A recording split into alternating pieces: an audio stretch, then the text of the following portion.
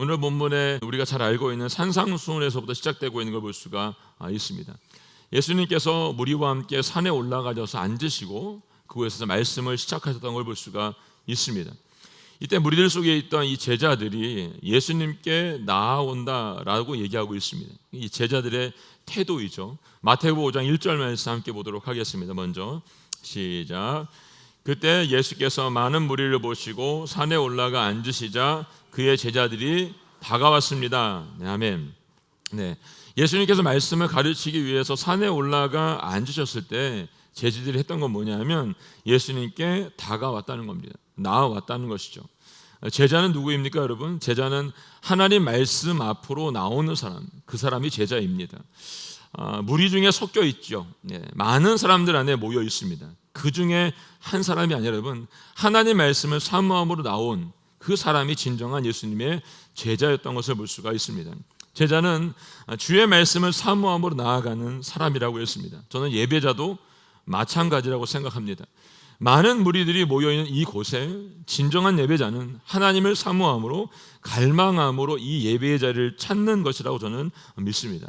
그런 의미에서 예수님께서는 이 산상수훈의 말씀을 시작하면서 이 팔복의 말씀을 우리에게 주고 있는 이유가 있다고 생각합니다.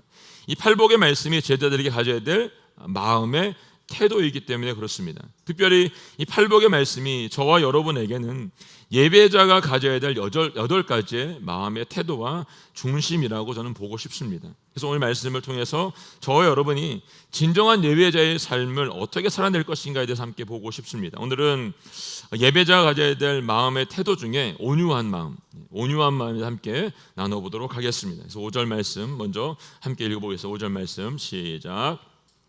복되도다 온유한 사람들은 그들은 땅을 교업으로 받을 것이다. 아멘. 네, 여러분, 사람들이 저 사람은 참 온유한 사람이다 라고 말하면 어떤 생각이 먼저 드십니까? 네, 착하다, 네, 화를 내지 않고, 그리고 잘 참는다, 그리고 순전하다, 무던하다, 뭐 이렇게 표현할 수 있을 것 같습니다. 뭐 이 말도 틀린 말은 아닙니다. 근데 오늘 본문이 말하고 있는 온유함의 이 뜻은 헬라어 단어를 보니까 크라우스라고 써 있습니다. 크라우스. 이 단어는 어떤 뜻을 가지고 있냐면 들로 산으로 막 뛰어다니던 야생마 있잖아요, 여러분. 야생마를 잡아다가 조련사가 조련을 해서 잘 길들여서 순종할 수 있는 상태까지 가는 것. 안장을 얹어서 말을 그 위에 앉아서 탈 수 있는 상태가 되는 것. 그것이 온유함이다라고 성경은 얘기하고 있는 걸 볼 수 있습니다. 쉽게 말하면 이 온유함은 하나님께 쓰임 받기 위해서 잘 길들여져 있는 그 상태가 온유함이라고 말하는 겁니다. 하나님을 예배하는 자의 마음의 태도는 온유한 마음을 갖기 위해서 가장 우선되어야 된다는 것을 말해주고 있는 것이죠. 그래서 하나님의 진심으로 예배하는 자들이 이 온유함을 갖게 된다는 것입니다. 그럼 우리들이 온유함을 갖기 위해서 해야 되는 것은 무엇이 있을까요, 여러분? 첫 번째는 내가 누구인가를 아는 겁니다. 내가 누구인가. 네. 그래서 우리가 계속해서 지금 창세기 말씀을 통해서 보고 있는 것처럼 나는 피조물에 불과하다는 것입니다. 피조물인 인간은 하나님처럼 될 수가 없습니다. 나의 한계를 인정하고 나는 하나님 없이는 아무것도 할 수 없는 존재라고 하는, 이 무능한 존재라고 하는 걸 인정하는 것, 그것이 온유함입니다. 하나님께서 분명히 말씀하셨죠. 나는 스스로 있는 분이라고 말씀하셨고 알파와 오메가가 된다고 말씀해 주었습니다. 그분이 우리를 만드신 거죠, 여러분. 특별히 예배자로서 내가 누구인가를 알기 위해서 인정해야 되는 것은 뭐냐면 나는 결코 의로운 자라고 하는 것이 아니라는 것입니다. 그걸 인정하는 거예요. 나는 깨끗하지도 않고 정결하지도 않고 선하지도 않다라고 하는 것을 인정하는 것입니다. 내가 아무리 노력을 해도 하나님이 원하시는 완벽한 삶을 살아낼 수 있는 존재가 아니라고 하는 것을 인정하는 것입니다. 오늘 그분을 인정하는 그들에게 하나님께서는 이 온유함이라고 하는 말씀을 해주고 있는 걸 볼 수가 있습니다. 하나 더 인정해야 되는 게 있는데 그게 뭐냐면 내가 할 수 있는 것보다 내가 할 수 없는 것이 더 많다는 내 능력의 한계를 인정하는 것입니다. 저희가 이 예배를 참 많이 오랫동안 드렸죠.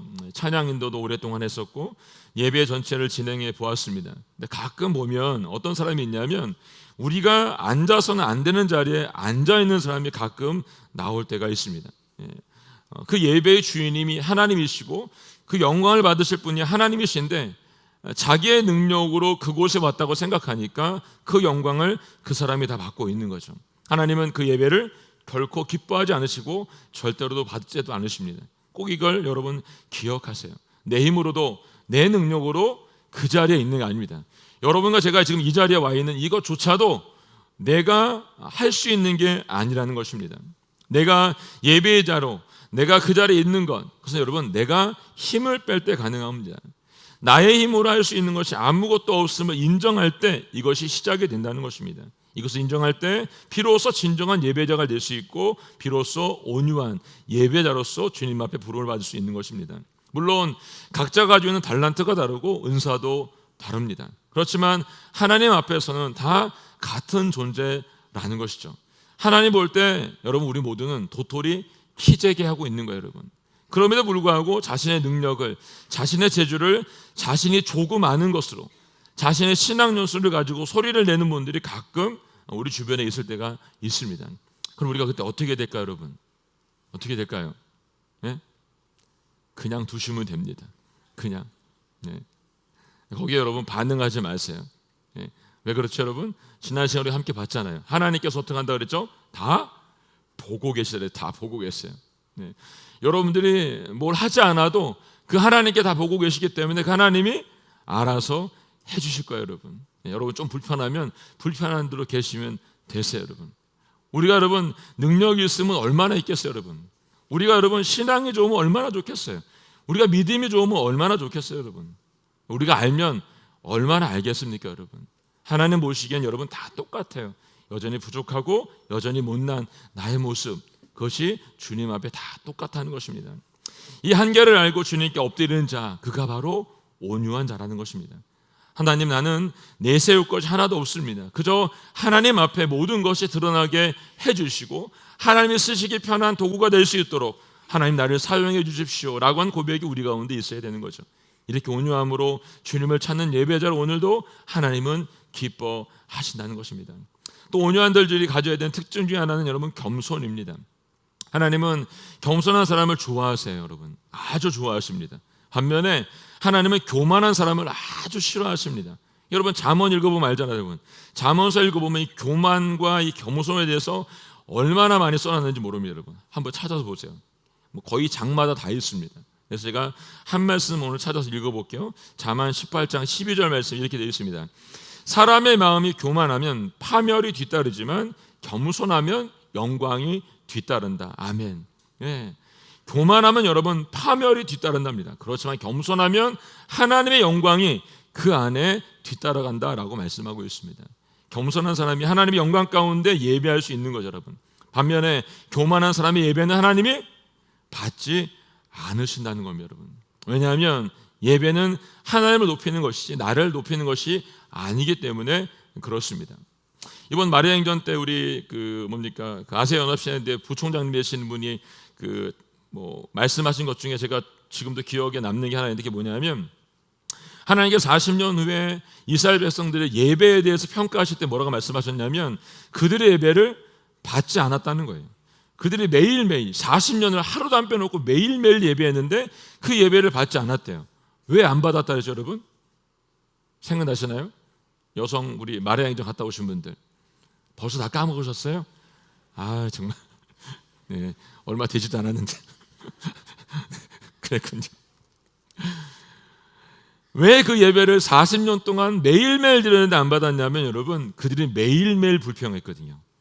매일매일 하루도 빼놓지 않고 그 말을 듣는 순간 이 앞에 앉아있다가 회개했어요. 내 삶도 보니까 매일매일 불평하고 있더라고요. 그럼 내가 드리고 있는 예배, 지금까지 드렸던 예배를 하나님이 기뻐하지 않으셨겠구나 이 생각이 드니까 회개가 저절로 나오더라고요. 여러분 이 예배는 나를 높이는 예배가 아니고 하나님 한 분만을 높이는 예배가 되어야 되는 거예요. 이스라엘 백성이 40년 동안 매일 예배를 드렸지만 그들이 드린 예배는 하나님을 예배한 예배가 아니라 자기를 예배한 예배였기 때문에 하나님께서 받으실 수가 없는 거였어요, 여러분. 여러분 우리가 드린 예배는 지금 하나님이 받으시는 하나님 높임 받은 예배인 걸 기억하세요. 나를 높이는 예배 하나님이 받지 않으십니다. 그래서 오직 겸손한 자만이 진정한 예배를 드릴 수가 있습니다.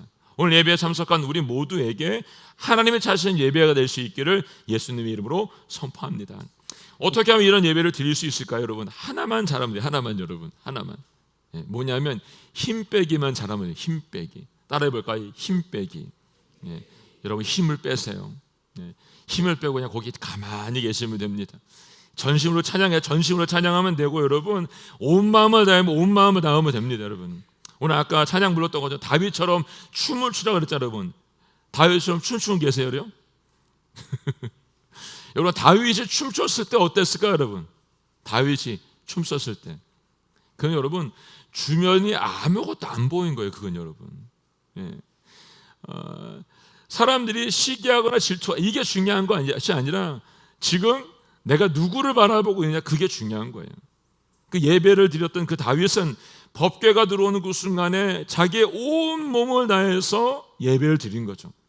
다른 사람이 눈에 들어오지 않는 거예요. 여러분 우리의 예배가 어떻게 돼야 돼요? 여러분 그런 예배가 되어야 되는 거예요. 옆에 사람이 신경 쓰이지 않는 그냥 주님과 나하고의 산계 속에서 이루어지는 예배, 그 예배가 하나님께 드려지는 진정한 예배라고 하는 것을 말씀해주고 있는 거죠. 그 위해서 해야 되는 건 뭐예요, 여러분?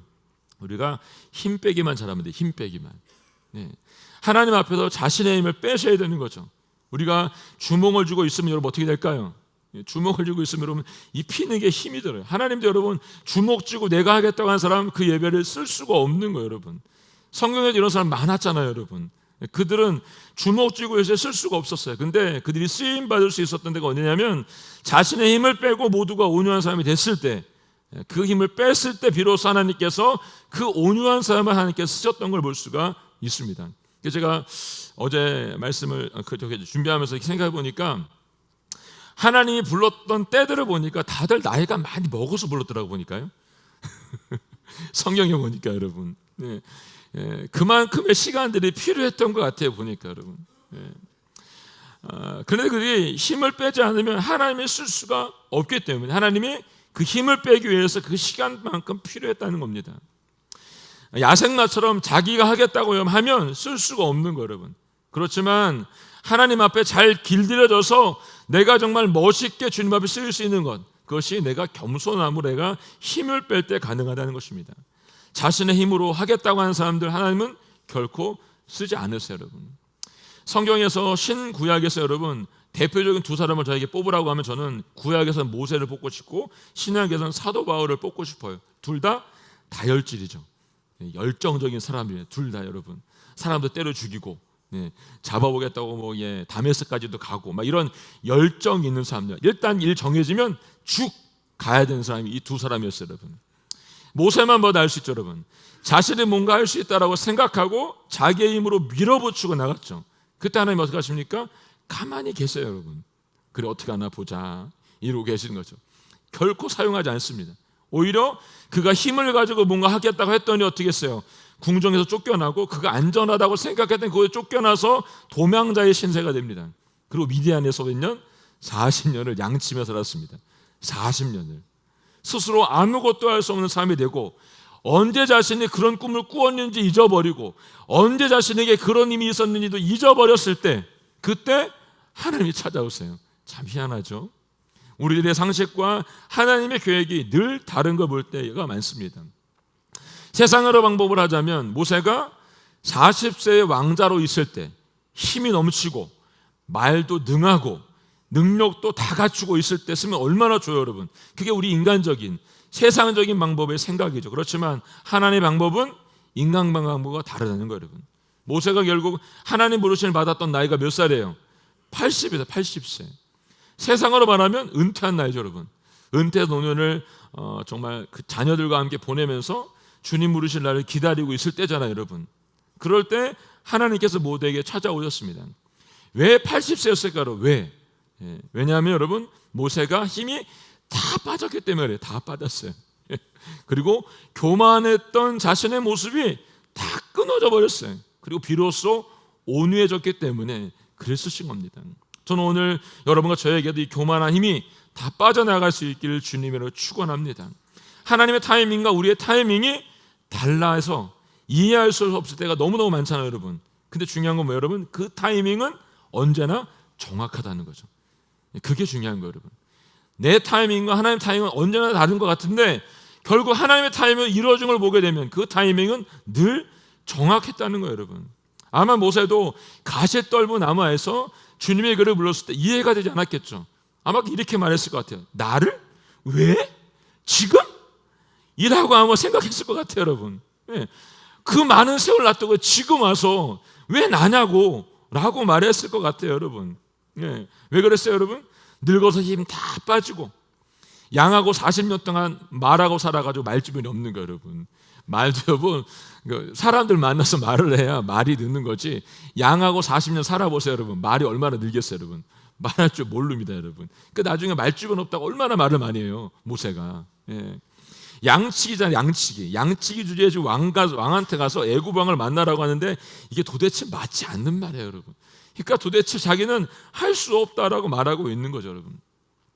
근데 모세가 보지 못하는 게 있어요. 그게 뭐냐면 40세에 교만했던 자신이 아니고 여러분 80세의 겸손한 영성을 가지고 있는 지금 자신의 모습을 모세가 보지 못하고 있는 거예요, 여러분. 이 모습이 진정으로 온유한 자의 모습이고 힘이 다 빠진 무능한 자 같지만 하나님께서 가장 쓰시기 편한 사람이 되었다는 것입니다. 모세가 이제 자신의 밑바닥을 직면하게 된 거죠. 무능하고 어리석고 나는 아무것도 할 수 없어요 라고 말했을 때 하나님께서 말씀하십니다. 뭐라고 말씀하시죠? 내가 한다 라고 말씀하십니다. 40대도 돼요. 내가 하고 싶은 거죠.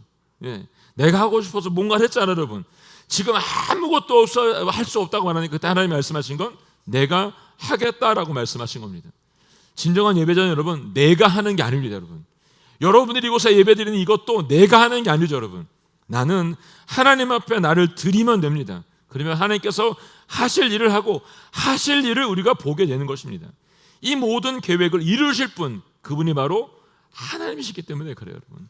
그분을 붙잡으세요. 그럼 이 모든 일들이 반드시 이루어지게 되어 있습니다. 자, 그럼 온유함을 가진 진정한 예배자의 태도 두 번째는 뭐냐면 순종입니다. 순종. 처음에 온유함의 정의를 나눌 때 여러분 야사의 말을 길들이는 거라고 말했습니다. 자, 잘 길들여진 건 뭐죠, 여러분? 말을 잘 듣는 상태가 됐다는 겁니다. 앉아라, 일어나라, 가자라고 말하면 따라가는 거죠, 여러분. 서커스에 있는 동물들, 아쿠아리움에 있는 돌고래들 보면 알 수 있죠. 잘 길들여져 있어 호루라기 소리에 손동작 하나에 그들이 움직이고 있는 걸 볼 수 있습니다. 누가 이렇게 순종하도록 길들이고 이렇게 따르도록 만들었나요? 주인이죠, 여러분. 주인. 이 땅의 크리스찬들은 하나님 말씀과 부르심에 순종해야 한다는 것을 너무나 잘 알고 있습니다. 근데 막상 순종해야 될 때 순종을 요구하게 되면 너무나 어려운 것들을 볼 수가 있습니다. 저도 목사지만 이 순종해야 되는 순간이 오면 참 어려울 때가 있습니다. 그런데 이 동물들이 이 어려운 순종을 잘 이겨냈을 때가 옵니다. 그때가 언제죠? 힘이 다 빠지고 주인에 대한 충성심이 생길 때 비로소 충성하게 됩니다. 그리고 이 충성심과 함께 주인에 대한 사랑이 생길 때 이 순종이 더 쉬워지게 되는 걸 볼 수가 있습니다. 전 예배자도 마찬가지라고 생각합니다.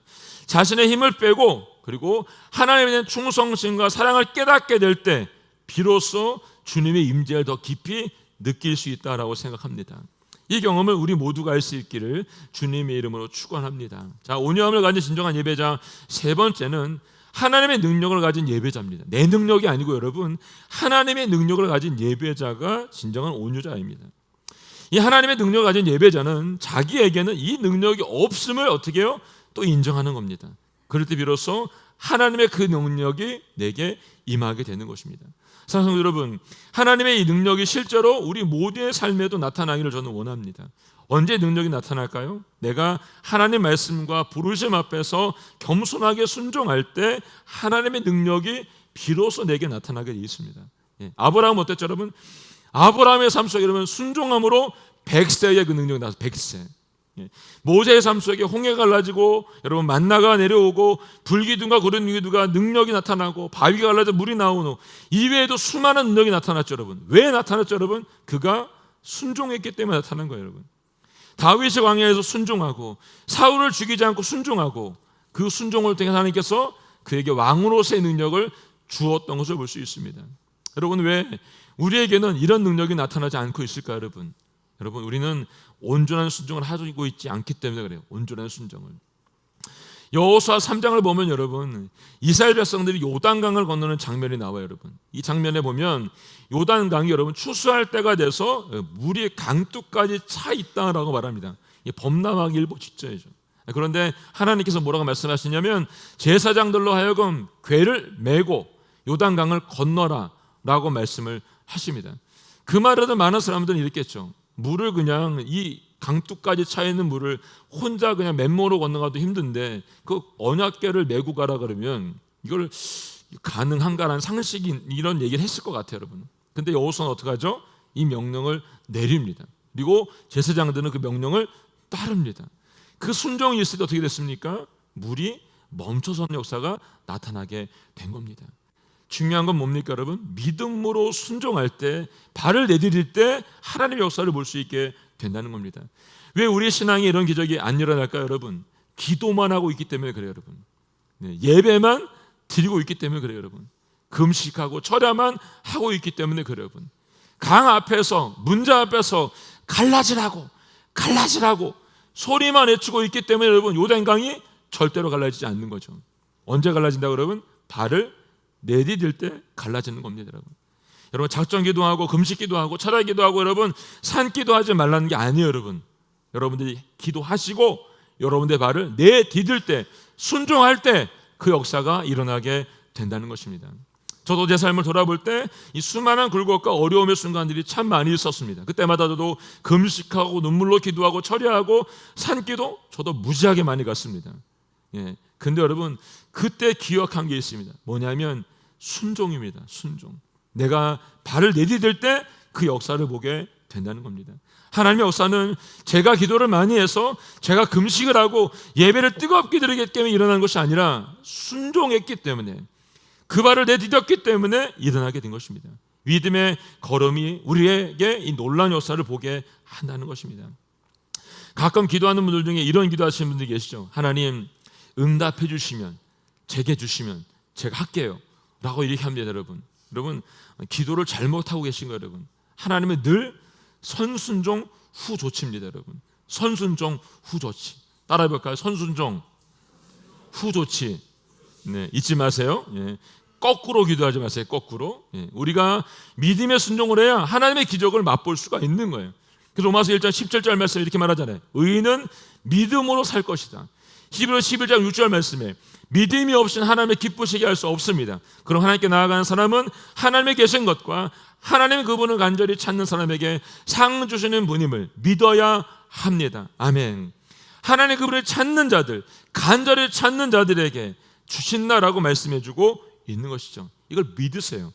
구하는 자에게 하나님 분명히 주신다고 말씀하고 있습니다.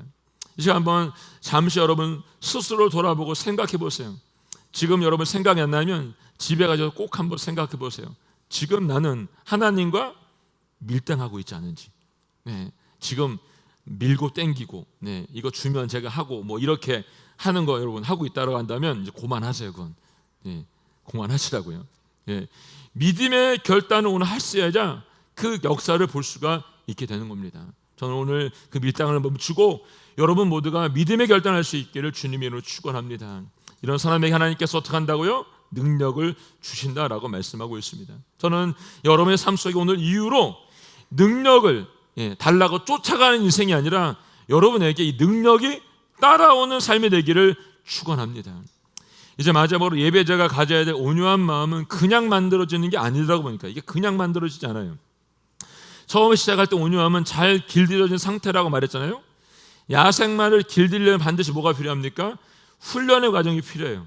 짧은 가게요? 일시적으로 하나요? 아니죠, 여러분. 장기간의 오랜 시간에 걸쳐서 훈련이 필요한 걸 볼 수가 있습니다. 우리도 마찬가지, 여러분. 우리 옛 습관을 끊어버리기 위해서 여러분, 우리는 반드시 이 광야라고 하는 훈련 장소가 여러분과 저 안에 필요한 거예요. 그래서 우리는 평생 어찌 보면 이 광야 안에 살고 있는지도 모릅니다. 하나가 마치면 또 하나의 광야가 가고, 하나가 마치면 또 하나의 광야가 올 때가 있다는 것입니다. 여러분, 아브라함에게는 25년이라고 하는 광야의 시간이 필요했습니다. 모세에게는 40년이라는 광야의 시간이 필요했습니다. 다윗에게도, 사도 바울에게도 광야의 시간이 필요했습니다. 심지어 예수님에게도 40일이라고 하는 광야의 시간이 필요했던 것을 볼 수가 있습니다. 이 과정을 통해서만 우리의 성품은 길들여질 수 있습니다. 우리는 정말로 하고 싶지 않지만 하나님 우리에게 이 시간이 꼭 필요하기 때문에 이 광야의 시간을 우리에게 보내라고 말씀하고 있습니다. 혹시 지금 이 광야의 시간을 보내시고 계신 분들이 이 안에 계시다고 한다면 저는 여러분들에게 이렇게 말씀드리고 싶습니다. 하나님께 감사하십시오. 그 시간을 잘 지나갈 수 있도록 지금 내게 주신 것 감사하시기 바랍니다. 왜냐하면 터널의 끝이 있는 것처럼 여러분 우리의 삶의 정착력과 끝은 반드시 있게 돼 있습니다. 오늘 말씀을 정리해 보겠습니다. 5절 말씀 다시 한번 5절 말씀 읽겠습니다. 시작. 복되도다 온유한 사람들은 그들은 땅을 유업으로 받을 것이다. 아멘. 하나님께서 온유한 사람에게 오늘 보니까 땅을 유업으로 주신다라고 약속하십니다. 땅. 저를 비롯해서 한국에 계신 모든 분들, 여기 있는 모든 분들 땅 다들 좋아하시죠? 저도 좋아합니다. 좀 많이 좀 주셨으면 좋겠어요. 근데 본문에서 오늘 온유한 사람에게 주겠다고 하신 땅은 우리가 갖고 싶은 그 땅이 아니에요, 여러분. 하나님이 주시겠다 약속하신 땅은 새 하늘과 새 땅을 말씀하고 있는 거죠. 이 땅은 우리를 위해서 이미 준비된 땅입니다, 여러분. 그렇다고 한다면 저는 한 가지의 땅을 더 말하고 싶습니다. 그건 뭐냐면 여러분과 저에게 주신 이 가정이라고 하는 땅, 교회라고 하는 땅, 선교지라고 하는 땅, 일터라고 하는 땅, 이 땅을 얘기하고 싶습니다. 이스라엘 백성에게 가나안 땅을 기업으로 주신 것처럼 잘 훈련받은 온유한 예배자들에게 하나님께서는 내가 너희에게 이 땅의 기업을 주겠다라고 말씀하십니다. 그 땅이 여러분들의 사역지가 된다는 것입니다. 사랑하는 성도 여러분, 여러분에게 이 땅은 무엇이고 여러분에게 일터는 어디입니까? 하나님은 온유한 자들에게 그 땅을 주신다고 하셨습니다. 하나님 나라의 유업을 이어갈 그 땅을 여러분 받으시기를 바랍니다. 나에게 아직 이 땅이 없어요 라고 하시는 분들, 하나님은 이 땅을 반드시 주신다고 했습니다. 그렇기 때문에 분명한 것은 내가 요구하면 이 땅이 내 것이 된다는 것입니다. 시편 2편 8절 말씀에 이렇게 말하고 있습니다. 함께 읽어볼까요? 시작. 내게 구하라. 그러면 내가 이방 민족들을 내게 기업으로 주어 온 세상이 내 소유가 되게 하리라. 아멘. 아멘입니다, 여러분. 이 땅을 여러분 소유하시기를 바랍니다. 이방의 모든 민족이 내 기업이 되도록, 열방이 내 땅이 되도록, 내 소유가 되도록 내가 주겠다라고 말씀하십니다. 하나님께 구하면 여러분 모두에게 이 땅을 주실 것이라고 저는 믿습니다.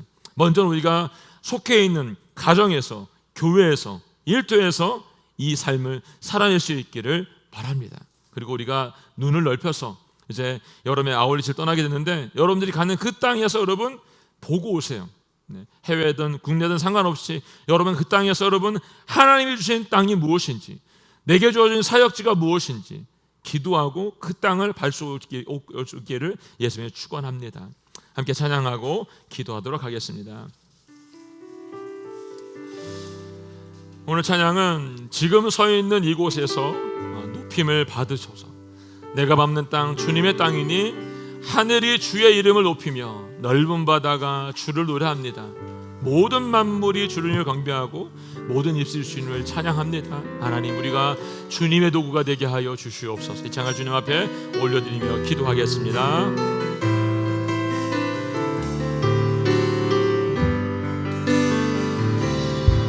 지금 서 있는 이곳에서 높임을 받으소서.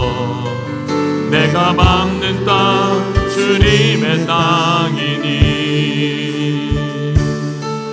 하늘이 주의 이름 높이 올리며 넓은 바다가 주를 노래해. 지금 서 있는 이곳에서 높임을 받으소서. 내가 밟는 땅 주님의 땅이니 하늘이 주의 이름 높이 올리며 넓은 바다가 주를 노래해. 모든 만물 주를 경배해. 아멘.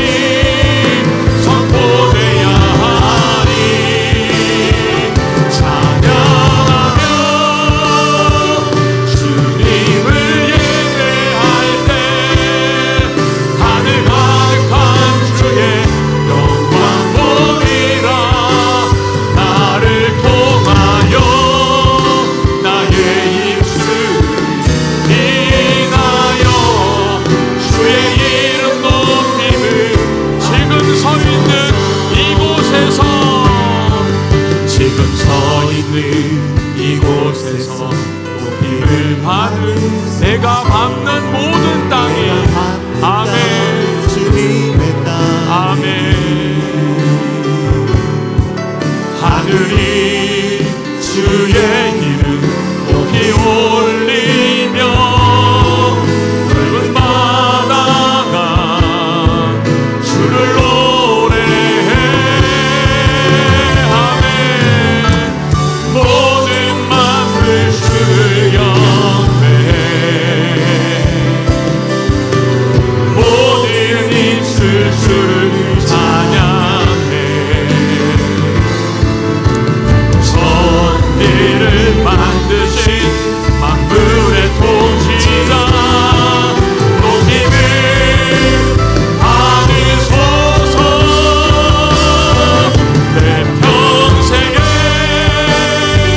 주의 이름 높이며 어느 곳에 서든지 주님을 예배하리라 내가 받는 모든 땅 아버지의 영광이 선포되어야 하리 아멘 찬양하며 주님을 예배할 때 하늘 가득한 주의 영광 보리라 나를 통하여 나의 입술을 인하여 주의 이름 높임을 받은 내 평생에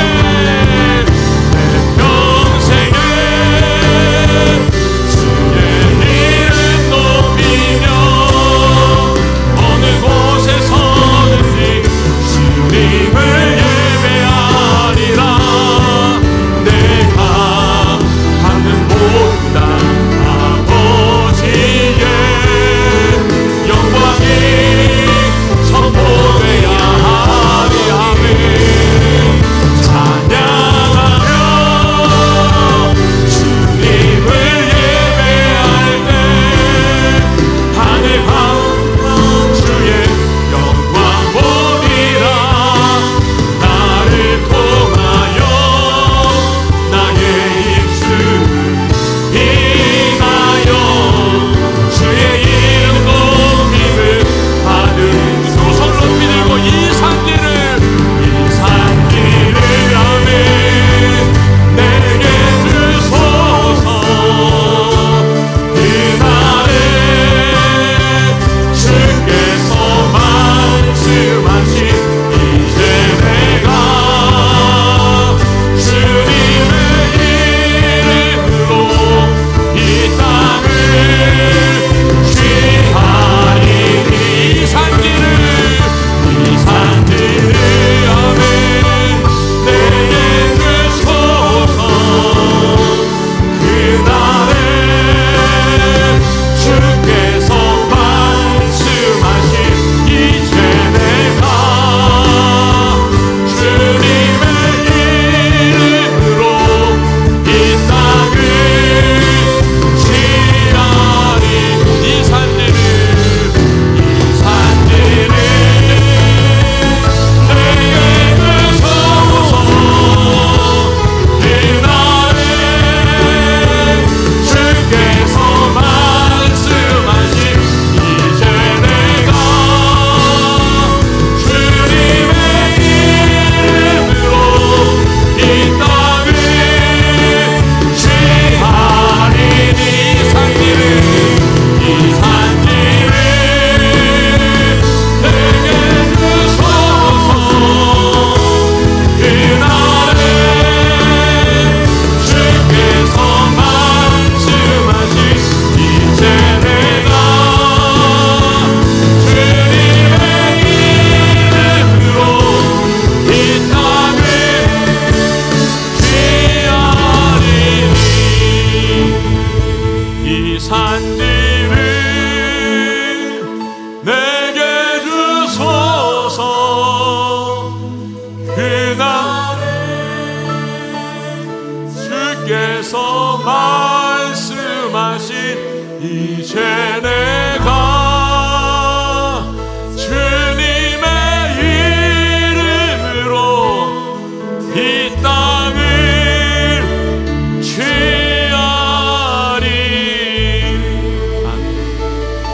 평생에 주님의 이름만 높이게 하여 주시옵소서. 내 평생 주님만 예배하게 하여 주시옵소서. 내가 밟는 모든 땅이 아버지 영광으로 가득하게 하여 주시옵소서. 아버지 하나님, 저희가 겸손함으로 온유함으로 주님 앞에 순종하여서 이 땅을 받게 하여 주시고, 이 땅 가운데 주님의 영광이 임하는 것을 보게 하여 주시옵소서. 함께 고백하며 기도하겠습니다. 주여, 하나님 아버지, 하나님 아버지, 주님의 은혜가 부어지게 하여 주시옵소서. 아버지 하나님, 주의 말씀이 우리 가운데 부어지게 하여 주시옵소서. 모든 만물이 주를 찬양하며 모든 입술이 주님을 경배하게 하여 주시옵소서. 아버지, 온 천지가 주님의 것을 기억하게 하여 주시옵소서. 내 평생에 주님 한 몸을 높이며 내 평생에 어디 것은 주님을 예배하며 나아가게 하여 주시옵소서. 내가 만든 모든 땅이 아버지 영광이 선포되게 하시며 이 산지가 하나님 아버지 내게 주어진 것을 기억하게 하시고, 내 가족이, 교회가, 선교지가, 일터가, 내가 기도한 모든 중보의 땅이 아버지의 땅이 되게 하여 주시옵소서. 구하라, 내가 너에게 주겠다고 말씀하셨사오니 오늘 구하는 모든 가운데 하나님의 소유가 우리 가운데 임하게 하여 주시며, 우리의 주의 사역지 가운데서 하늘의 음성이 우리 가운데 모이게 하여 주시옵소서. 잡는 자에게 아버지, 두드리는 자에게 아버지 열어주시고 임하여 주시옵소서. 오직 아버지 뜻만을 탈 수 있도록 성령의 불로 불태우시고 아버지 임자하여 주시옵소서. 하나님 감사합니다. 감사합니다. 감사합니다. 아버지 임하여 주시옵소서. 임하여 주시옵소서. 임하여 주시옵소서. 하나님 아버지, 내 평생에 주님 한 분만을 높이며 주님 한 분만을 예배하며 어디 곳에 있든지 하나님 예배하는 하나님의 사람을 살 수 있도록 도와주시기를 원합니다. 우리가 밟는 모든 땅마다 아버지 영광이 선포될 수 있도록 도와주시고, 우리가 예배하는 모든 것마다 하나님의 영광으로 가득하게 하여 주시옵소서. 우리를 통해서, 우리 입술을 통해서, 우리의 삶을 통해서 하나님 높이를 받아 주시옵소서. 이 산지를, 우리의 가정을, 아버지 우리 예배를, 우리의 교회를, 이 땅을 하나님 아버지 선교지와 모든 열방을 주님 우리에게 허락해 주셨사오니 아버지 이것을 잊지 말게 하시고 끝까지 순종하여서 주님 앞에 나아가는 저희 모두가 되게 하여 주시옵소서. 우리에게 이렇게 행하실 주님의 이름을 찬양하며 감사드리며 예수님의 이름으로 기도하였습니다. 아멘.